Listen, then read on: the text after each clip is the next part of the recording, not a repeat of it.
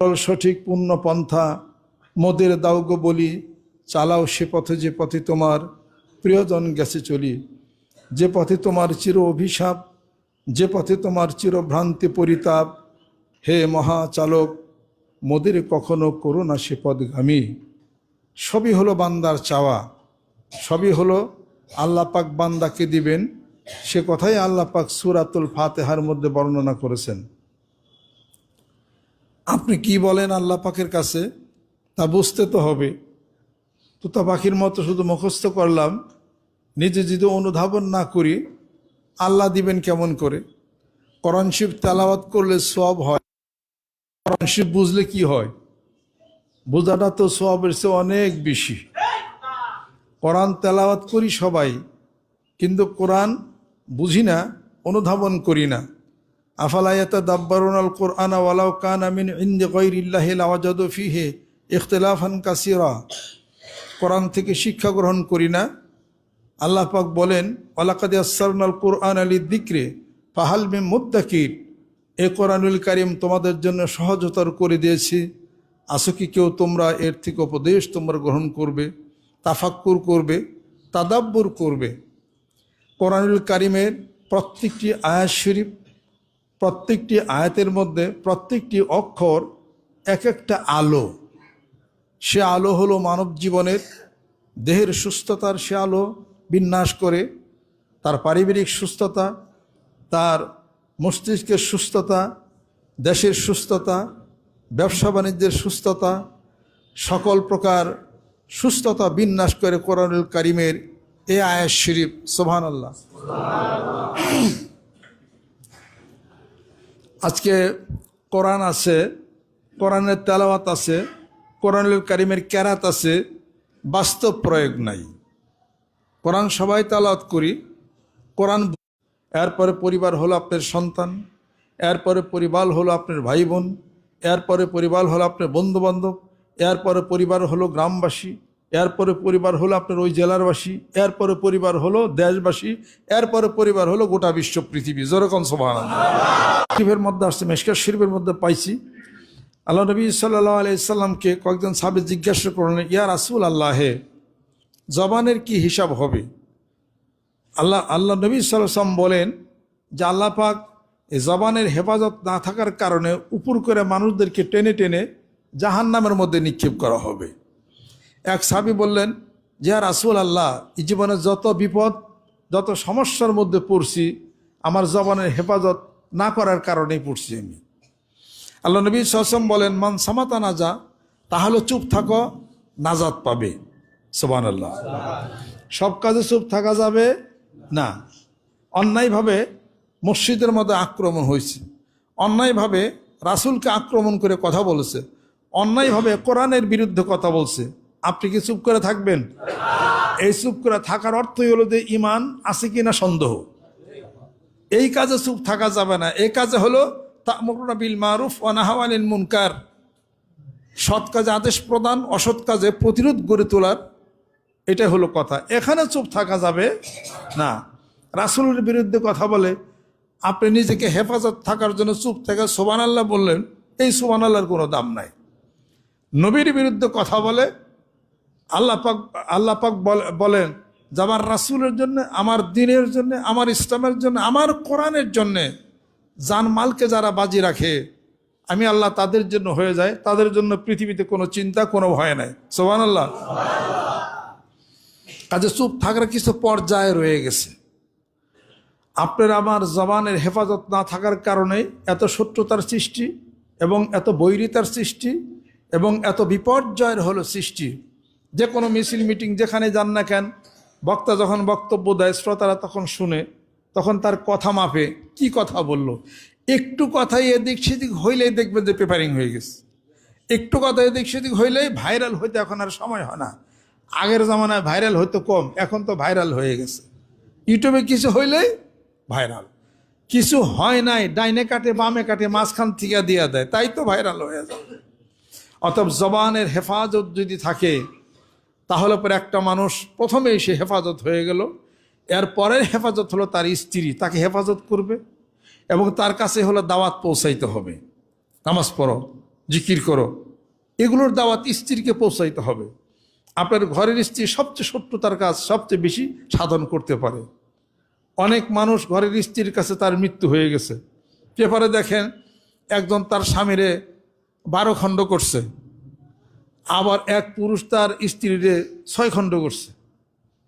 আবার এক মেয়ে মানুষ তার স্বামীর বিক্রি হওয়া 80 লাখ টাকা পরকীয়া ছিল একজনের সাথে, এক ছেলের সাথে, ডাক দেয়ার ঘরের মধ্যে আয়না রাখছে, গামছা দিয়ে গলা পেঁচাইয়া 80 লাখ টাকা নিয়ে তার প্রেমিক রেনা উদাও হয়ে গেছে। এ তো ঘরের স্ত্রী। তাহলে আপন স্বজন সবচেয়ে বেশি ক্ষতি করতে পারে। তার মধ্যে হলো স্ত্রী সবচেয়ে ক্ষতি করতে পারে, ছেলে সন্তান ক্ষতি করতে পারে, এরপর ভাই বোন ক্ষতি করতে পারে, পাড়া প্রতিবেশী পারে, গ্রামবাসী পারে, এরপরে হলো অন্য সেক্টরে হলো কথা। অর্থাৎ মনুষ্য জীবনের সবচেয়ে বন্ধু হলো আপনার হলো এই জবান। এই জবান দিয়ে উচ্চারণ করা যাবে আল্লাহ, এই জবান দিয়ে উচ্চারণ করা যাবে ওয়ারাত্তিলিল কুরআনা তারতিলা। সুন্দর লেহানে উচ্চারণ শুদ্ধ করে কোরআনুল কারীম তেলাওয়াত করো, জোরে কোন সুবহানাল্লাহ। আর এই জবান দিয়ে এই কাজে ঝগড়া সব কিছু সৃষ্টি হতে পারে। আজকে দেখেন না, ডোনাল্ড ট্রাম্প যদি বুবা হইতো তাহলে কি ইরানের সাথে যুদ্ধ লাগার সম্ভাবনা হইতো? মনে করেন ডোনাল্ড ট্রাম্প কালকে থেকে কথা বলতে পারে না, তাহলে যুদ্ধ থাইমা যাবে। কথাই তো বলতে পারতেছে না সে। তাহলে ডোনাল্ড ট্রাম্প যদি জবান যদি বন্ধ হয়ে যেত তাহলে কিছুই পারতো না। অথবা আমাদের এই এলাকার গত নির্বাচনে যারা লড়ছে পক্ষ বিপক্ষ দল, তাদের একজন যদি কথা বলতে না পারতো, যেমন বোবা থাকতো, ভোট দিতেন কেউ? কয় না উনি এলাকার খেদমত করবো কি, উনি তো কথাই কয়ে পারে না। টাকা আছে, পয়সা আছে, সবাই টাকা পয়সা দিত, রাস্তাঘাট ঠিক করে দিত, ইটি করে দিত, কিন্তু তারপরেও সে ভোট পাবে না, নমিনেশনও সে পাবে না। কথা ঠিক কিনা? তাহলে বোঝা গেল যে কথার দাম আছে না নাই। এই কথা, এই জবানের উচ্চারণের কারণে যে মধু এবং যে বরকত হয়েছে। আব্দুর রহমান আস-সুদাইসি সাহেব, মক্কাতুল মুকাররম, মক্কার গভর্নর এবং খতিব, যিনি বক্তব্য দেন এবং কোরআনুল কারীম তেলাওয়াত করেন, যদি পড়তে না পারতেন তাহলে কি এই ক্ষতি হওয়া সম্ভব হইতো আল্লাহর ঘরে? তা তো সম্ভব হইতো না। তাহলে এই জবান দিয়ে, এই কথা দিয়া কোরআন তেলাওয়াত করে আল্লাহওয়ালা মানুষ হয়। আর এই জবানের এই কথা দিয়া ইরানের সাথে ওইখানে যুদ্ধ লাগায় ট্রাম্প। কথা ঠিক কিনা? জবানের হেফাজত করেন আল্লাহ নবী সাল্লাল্লাহু আলাইহি ওয়াসাল্লাম, জবানের হেফাজত করছেন। কাফিরদের সাথে বন্ধুত্ব তৈরি হয়ে গেছে, জোরে কোন সুবহানাল্লাহ। ইন্না ফাতাহনা লাকা ফাতহাম মুবিনা লিয়াগফিরা লাকাল্লাহু মা তাকাদ্দামা মিন যামবিকা মা তাআখার ওয়া ইউতিম্মা নি'মাতাহু আলাইকা ওয়া ইয়াহদিয়াকা সিরাতাম মুস্তাকিমা ওয়া ইয়ানসুরাকাল্লাহু নাসরান আজিজা, জোরে কোন সুবহানাল্লাহ। এ জবান দিয়ে কাফিরদের সাথে কথা, মধুর সুরে কথা, ভালোবাসা, সব কিছু আল্লাহ পাক, আল্লাহ রাসূল সাল্লাল্লাহু আলাইহি সাল্লাম মানুষদের সাথে জবান দিয়েই কথা বলছেন। মানুষে বলছেন মুহাম্মদ সাল্লাল্লাহু আলাইহি সাল্লাম তিনি আল আমিন, তবে আমরা ঈমান আনি না, তবে তিনি আল আমিন। সুবহানাল্লাহ। কাফেররাও জিনিস গচ্ছিত রাখছে, সুবহানাল্লাহ। আর তার জবানের হেফাজত ছিল বিধায় মহান মাবুদ বলছেন কোরআনুল কারীমের মধ্যে, ওয়ামা ইয়ানতিকু আনিল হাওয়া ইন হুয়া ইল্লা আল্লাহ পাক বলেন যে আমার রাসূল নিজস্ব মন মগজ অনুসারে কোনো কথা বলেন না, জিহ্বা এদিক সেদিক করেন না। একমাত্র আমি আল্লাহ পাক তার উপরে ওহির মাধ্যমে তিনি কথা বলেন, জোরে কোন সুবহানাল্লাহ। এই জবান, এই শুধু এই জিহ্বা। অতএব জিহ্বা জবান হলো মানুষের জীবনের সবচেয়ে বড় শত্রু। এই জবান দিয়ে বন্ধুত্ব সৃষ্টি, এই জবান দিয়েই হলো শত্রুর সাথে বন্ধুত্ব তৈরি। আর এই জবান দিয়ে হলো মানুষের সাথে কায়জা, কেলেঙ্কারি, ফ্যাসাদ। ইন্নাল্লাহ লা ইউহিব্বুল ফাসাদ, আল্লাহ ফ্যাসাদ, বিশৃঙ্খলা সৃষ্টি করেন না। এই জবান দিয়েই সব হলো বিশৃঙ্খলা করা হয়। এই জন্য রমজান মুবারকের মাসে আল্লাহ নবী সাল্লাল্লাহু আলাইহি ওয়াসাল্লাম আল্লাহ পাক বলেন, আসসামুলি ওয়া আনা আজিবি, আসসামুলি ওয়া আনা উজিজাবি।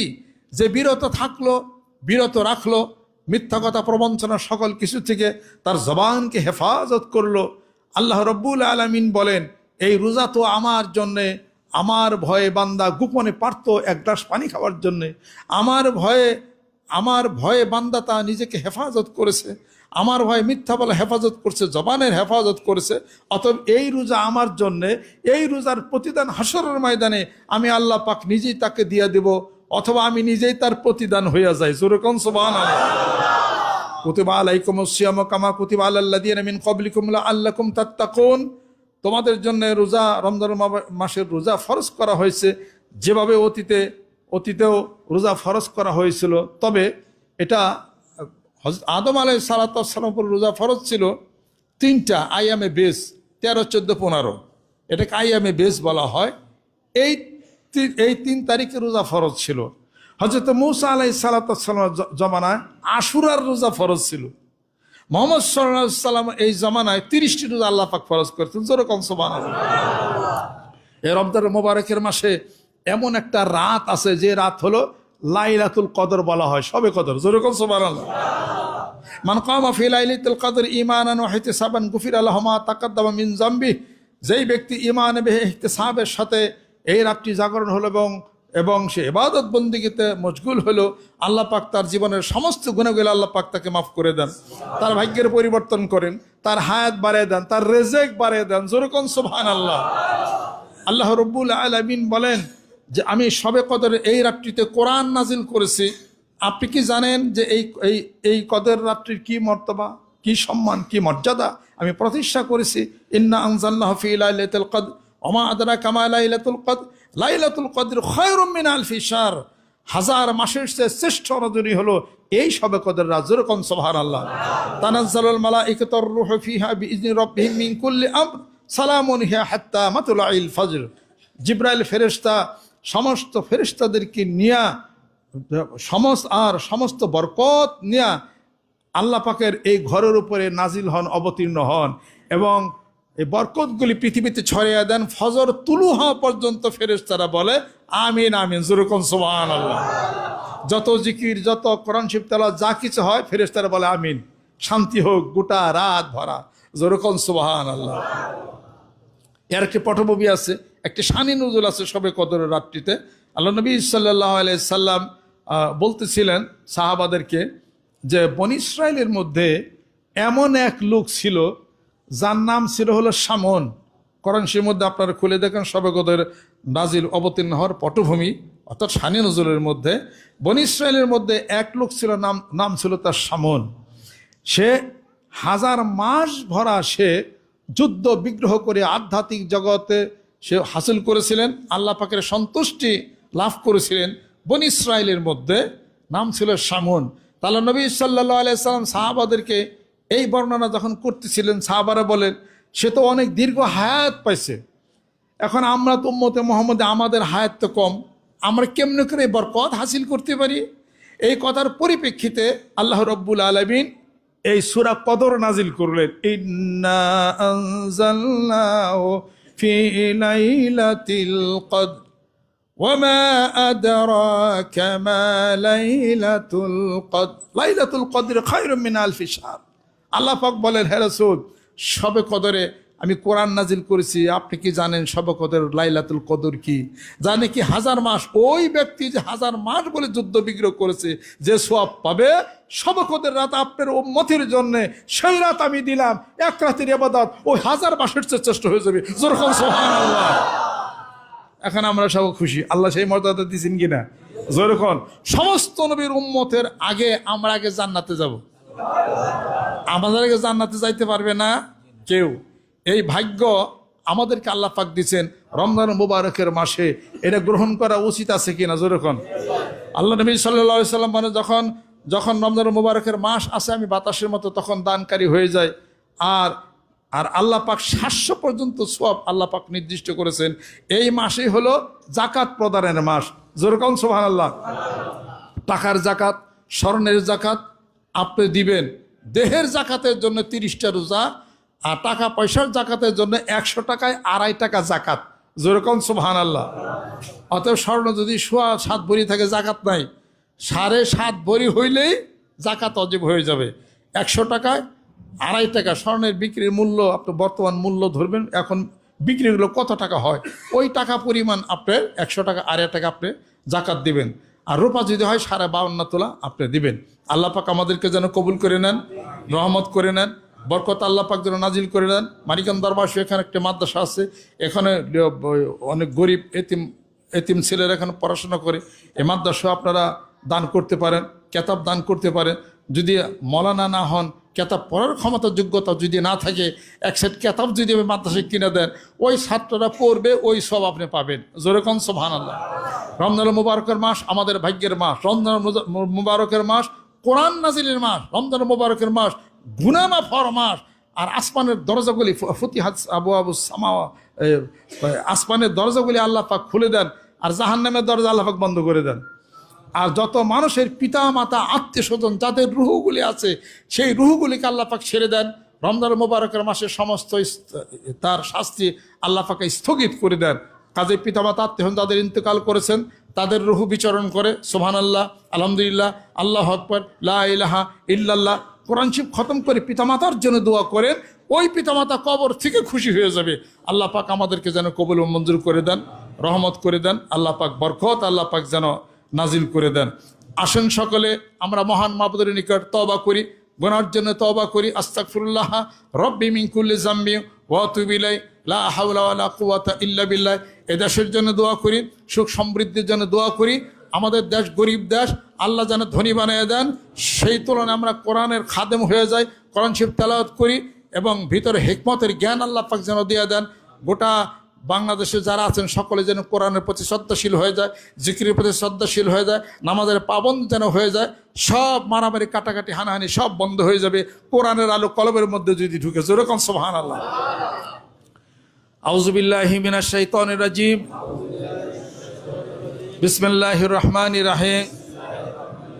तौबा किया मैं सबूरी बातों से और सबूरे कामों से, और बैत किया मैं ऊपर हाथ मोहम्मद मंजूरुल इस्लाम सिद्दीकी खलीफा अलहाज हजरत मौलाना मोहम्मद अजहरुल इस्लाम सिद्दीक साहिब के। आई मेरे मौला इस तौबा और इस बयात কবুল ফরমা। সম্মানিত মুসলিম ইকরাম, আর কয়েক মিনিট কথা বলবো আমি ইনশাআল্লাহ। আপনাদের খেদমত আমার আরজ।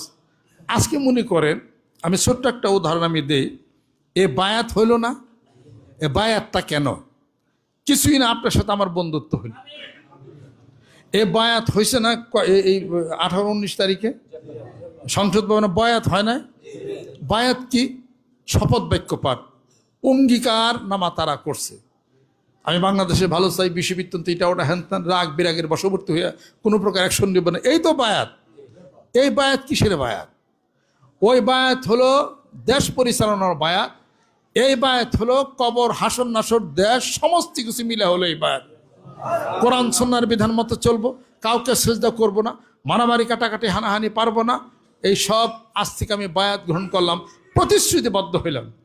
যখন আপনি বায়াত প্রতিশ্রুতিবদ্ধ হলেন, নিশ্চয় আপনি আমার একটা কথা শুনবেন। কথা ঠিক কিনা? আজকে দেখেন যারা বিএনপি করে, তারা তারেক রহমানের কাছে তারা বায়াত হয়েছে, জিকির করব, এই বায়াত হয় নাই। কিন্তু তাদের পার্টির নিয়ম কানুন শৃঙ্খলা দেশ চালাবে কেমনে, এই বায়াত তো হয়েছে।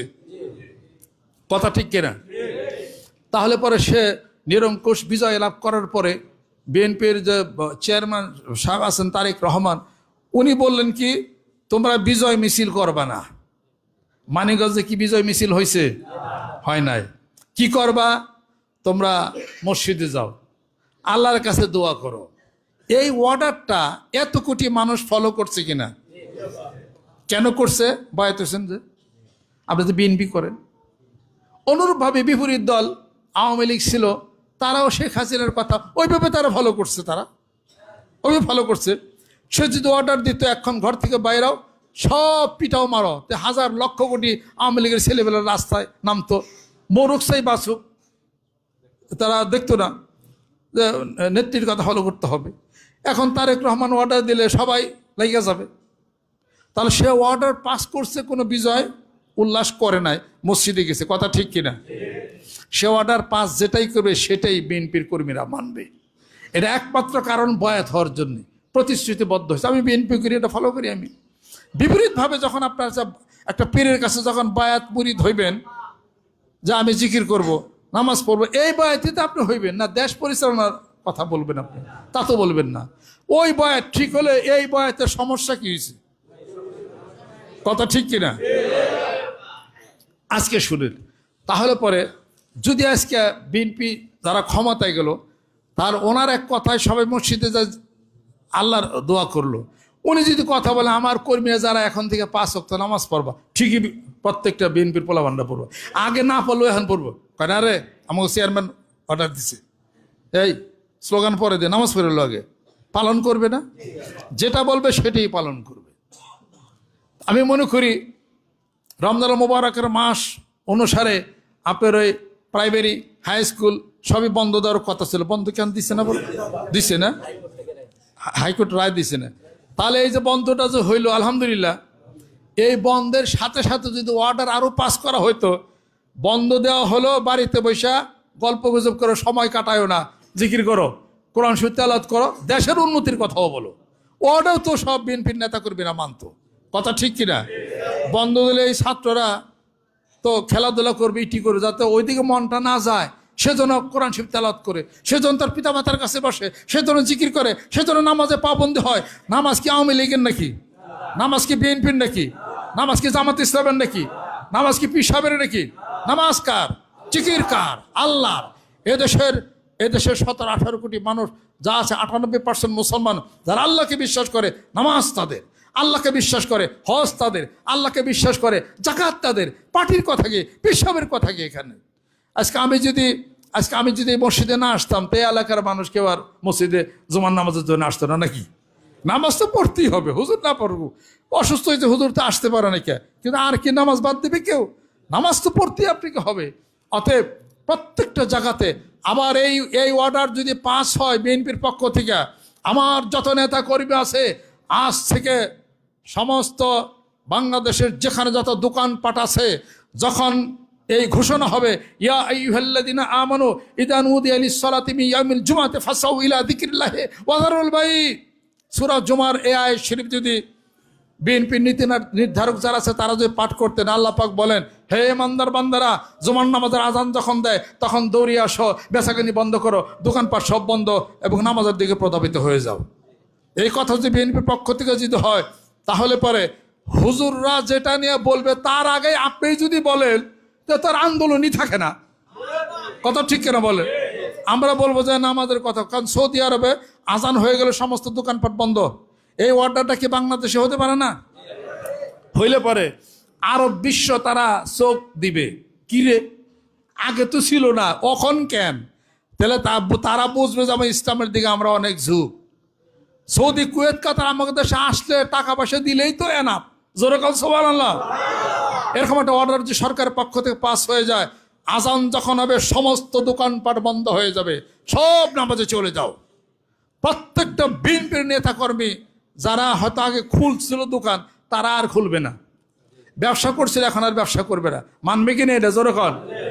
এরকম একটা একটা করে ইসলামের কাজ আসছে, একটা একটা করে সুন্দর করতে, ভালো করতে হবে। ফাললে একবারে ইসলামী হুকুমত কায়েম করো, নাহলে পরে সিট ভাগাভাগি হবে না, অমুকটা তমুকটা হ্যান তা হবে না, এর আমার ওয়ারে কাটবে, একবারে ফালদে হয়ে যাবে। আপনি ফালতে পারবেন? আপনারা যারা ইসলামের রাষ্ট্র কায়েম করার জন্য যারা মাঠ মর্দারে যারা ফালাফালি করে একের মাঠ গরম করে ফালালো, তাদেরকে প্রধানমন্ত্রী বানিয়ে দেন দি।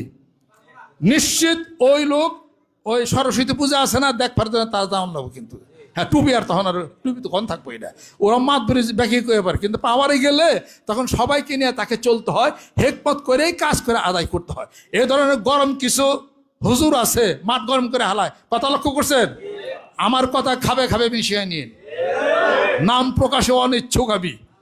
এই ধরনের ইসলাম হিসাবপত্র বুঝে কাজ করতে হবে। এটা ওগুলোর আবার ক্ষমতায় বসে দেন, দেখবেন তারাই কবে যে না সবার না চলতে হয়, তারাও দেশের মানুষ নাগরিক, তাগো আমার খুঁজখাল করালে কে হুজুর হান নেন যা পাশার তল দেন, কি করবার লয়ে রাখেন। ঠিক আছে, ক্ষমতায় যাইতে পারেন না, এই জন্য খালি ফালাফালি পেরে মাঠ গরম করে। আমরা ইসলাম আমরা খুব করি, ইসলাম কি আমরা খুব ভালো বুঝি, ইসলাম কোন দিক দিয়ে কেমনি কি বিষয় বৃত্তান্ত। আমি আপনাদের খেদমতে আরজ করতে চাই, আসেন, মাঠ গরম করার নামে ইসলাম না, ইসলাম হলো হিকমতের নাম। জোরে কোন সুবহানাল্লাহ। আল্লাহ নবী সাল্লাল্লাহু আলাইহি ওয়াসাল্লাম আল্লাহ পাক কম শক্তি কম পাওয়ার দিছিলেন না। যদি বলতেন এই সাহাবারা তোমরা একত্রিত হয়ে যাও, উনি তাহলে মক্কা শরীফ থেকে মদিনাতুল মুনাওয়ারাতে হিজরত করলেন কি করবার জন্য? উনি হিজরত কেন করলেন? হিজরত করার পরে মদিনাতুল মুনাওয়ারা থেকে 10,000 সাহাবী নিয়ে মক্কা শরীফ বিজয় হয়ে গেল। জোরে বলেন সুবহানাল্লাহ। এইবার কাফেররা সব গর্তের মধ্যে, পাহাড়ের পাদদেশে বিভিন্ন জায়গাতে পলাইতে শুরু করলেন। তা সব সাহাবারা বললেন, এইবার আমাদের যে অত্যাচার করেছে এবার কোষ মুক্ত করলাম তরবারি, সব কল্লা ওরে দেবো কাফেরদের। সাহাবারা রেডি হয়ে গেল। আল্লাহ নবী সাল্লাল্লাহু আলাইহি ওয়াসাল্লাম বললেন, এই সাহাবারা চুপ, আমার পক্ষ থেকে সাধারণ ক্ষমা ঘোষণা করে দাও। মুসলমানরা লড়াই করবে না, যুদ্ধ করবে না, ভালোবাসা তারা দিবে। আল্লাহ পাক আমাকে যুদ্ধের জন্য পাঠান না, আল্লাহ পাক আমাকে এই মানুষের ব্যক্তি চরিত্রকে পরিপূর্ণ করার জন্য, ভালোবাসার জন্য আল্লাহ পাক আমাকে রসুল হিসাবে পাঠাইছেন পৃথিবীর বুকে। জোরে বলেন সুবহানাল্লাহ। সব ক্ষমা করে দাও। ক্ষমা ঘোষণা হয়ে গেল। কাফেররা দলে দলে আসা শুরু করলো। আস্তে আস্তে বসে কথাবার্তা শুনে যে এই মানুষটাকে আমরা আপন জন্মভূমির থেকে তাড়িয়ে দিছি আমরা। এই কথা শুনে শুনে সব মুসলমান হয়ে গেল। জোরে বলেন সুবহানাল্লাহ। আপনি কার সাথে জিহাদ করবার স্যার? কার সাথে মারামারি করবার যান? যখন জিহাদ করে মাঠ গরম করবেন তখন দাওয়াত তবলিগের কাজ করেন, দেখবেন যে কত মানুষ আল্লাহ পাকের রাস্তায় আসছে। জোরে বলেন সুবহানাল্লাহ।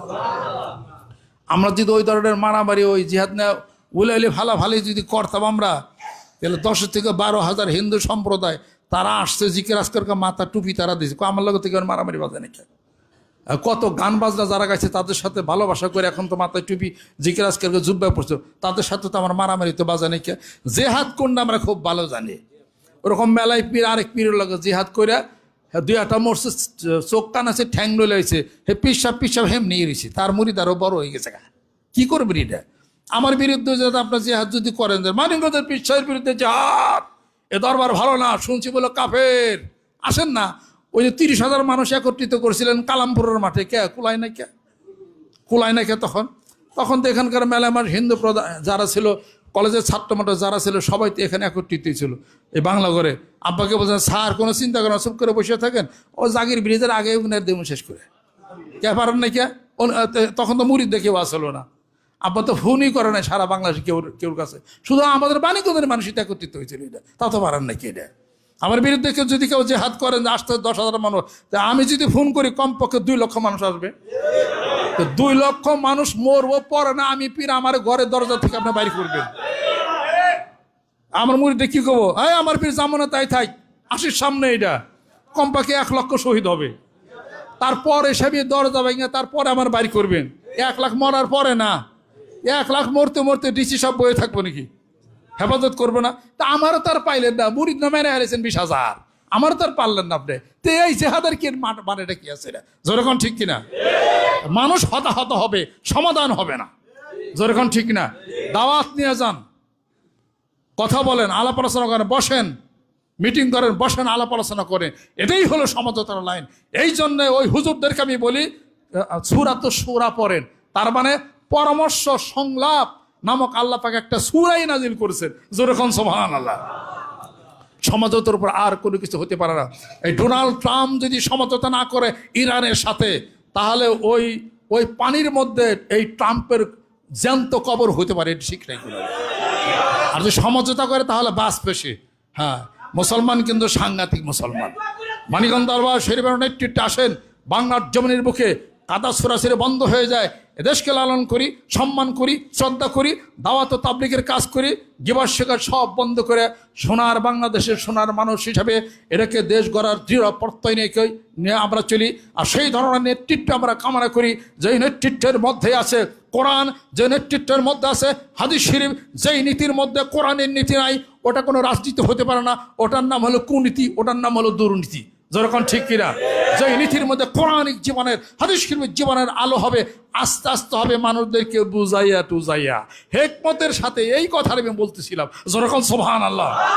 আল্লাহ পাক আমাদেরকে যেন কবুল করে নেন, রহমত করে দেন, বরকত আল্লাহ পাক যেন নাজিল করে। মা তৌফিক ইল্লা বিল্লাহ।